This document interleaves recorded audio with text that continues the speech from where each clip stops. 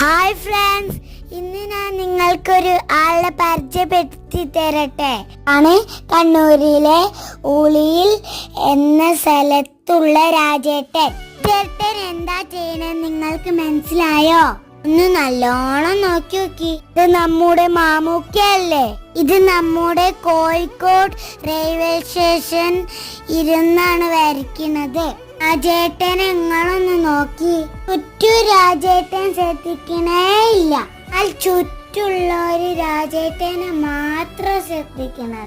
എന്തായാലും ആ ടാലന്റ് നിങ്ങൾക്ക് ആർക്കെങ്കിലും ഈ രാജേട്ടനെ കുറച്ച് കൂടുതൽ അറിയെങ്കിൽ ഒന്ന് കമന്റ് ചെയ്യണേ.